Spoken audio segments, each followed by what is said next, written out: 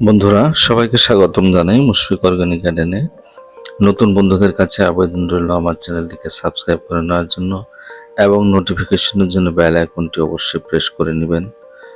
বন্ধুরা দেখতে পাচ্ছেন আমার এই ছোট্ট থাই ভ্যারাইটির কামরাঙা গাছের মধ্যে কত পরিমাণ কামরাঙা ধরেছে। গাছটি অনেক ছোট কিন্তু প্রচুর পরিমাণে কামরাঙা ধরেছে। কামরাঙার ওজনে ডাল ভেঙে যায় এরকম অবস্থা।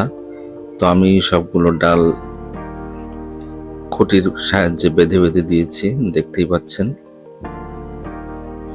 এবং পাখির অত্যাচারের জন্য আমি উপর থেকে নেটের দ্বারায় ঘিরিয়ে দিয়েছি।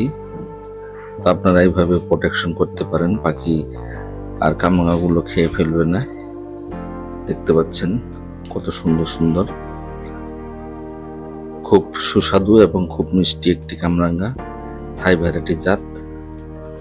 তো আজকে আমি কিছু কামরাঙা পেকে গেছে, আমি এগুলো হারভেস্টিং করব।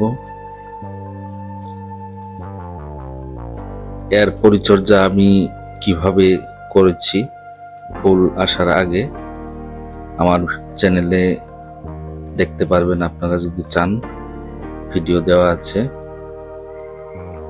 সবগুলোই দেখতে পারবেন। তো আমি এখন কিছু কামরাঙা হারভেস্টিং করে নিচ্ছি।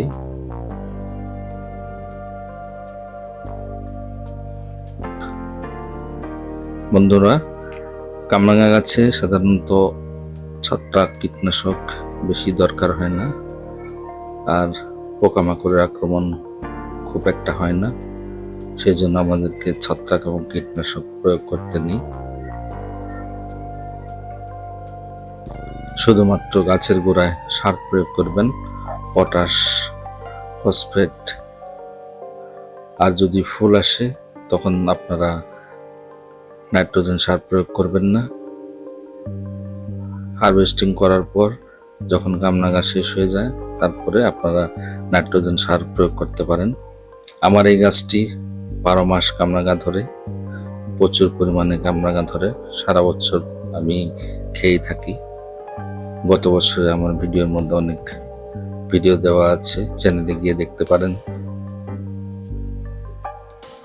দেখতে পাচ্ছেন আমি কত সুন্দরভাবে কামরাঙাগুলো যেগুলো পেকেছে আমি সব ছিঁড়ে নিচ্ছি।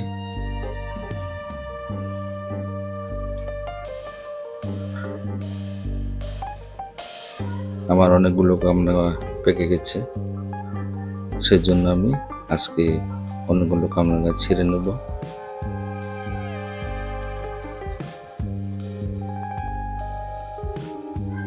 খুবই মিষ্টি কামরাঙাগুলো, এই জাতটি থাই ভ্যারাইটির জাত, দেখতে পাচ্ছেন।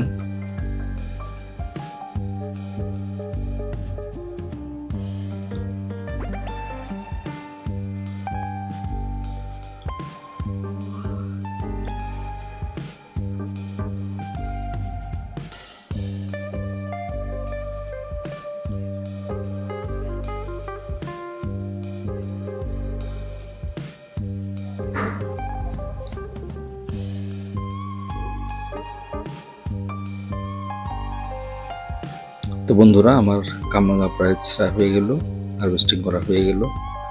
তো আমার কামরাঙা গাছটি কেমন লাগলো, কামরাঙাগুলো দেখে আপনাদের কি মন্তব্য আপনারা আমাকে কমেন্টসের মাধ্যমে জানাতে পারেন।